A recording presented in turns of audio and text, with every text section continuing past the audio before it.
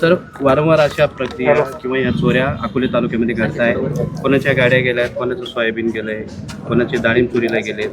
काल परवा जवळजवळ 15 मोटारी एकदम गेल्यात आणि पोलीस पकडतायत, त्यांना परत सोडून देत आहे. आपण याच्यावर काय कारवाई करणार आहात? बरोबर आहे. अकोले पोलीस स्टेशन हद्दीतील काही ग्रामीण भागामधून शेतकऱ्यांचे जे सबमर्सिबल पंप आहे, सोयाबीन आहे किंवा अन्य शेती उपयोगी साहित्य चोरीला गेल्याच्या तक्रारी आताच 2-3 गावातील ग्रामस्थांनी केलेल्या आहेत.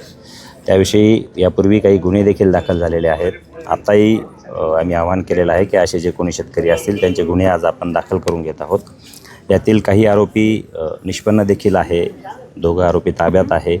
अन्य आरोपी आपण ताब्यात घेऊ. या आरोपींवर जास्तीत जास्त कायदेशीर कशी प्रतिबंधात्मक कारवाई करता येईल या दृष्टीनं आपण विचार करू.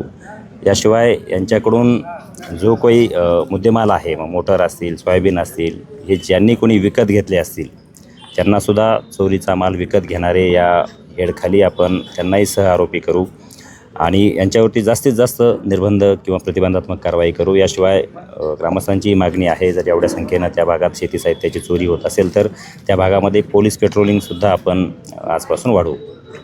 गेले कित्येक वेळा या ठिकाणी तक्रार दाखल केल्या होत्या, परंतु काल आय विटनेस लोकांनी पकडलं आणि त्यांनी स्वतः पोलीस स्टेशनला इथं जाहीर पण केलं, तरी पण पोलीस स्टेशन त्यांना सोडून देत आहे. म्हणजे पोलीसच त्यांना फाशी घालते का? त्याविषयी आम्ही माहिती घेतली तर त्याविषयी वस्तुस्थिती अशी आहे की ज्या व्यक्तीचा त्यामध्ये काही मोटार किंवा काही मुद्देमाल चोरीला गेला होता त्या व्यक्तीने काही कारणास्तव तक्रार दिली नाही आणि त्यामुळे पोलिसांनी सुमोटो त्यांच्यावरती एक गुन्हा दाखल केलेला आहे आणि तो गुन्हा बेलेबल असल्यामुळे त्यांना सोडून दिलं आहे.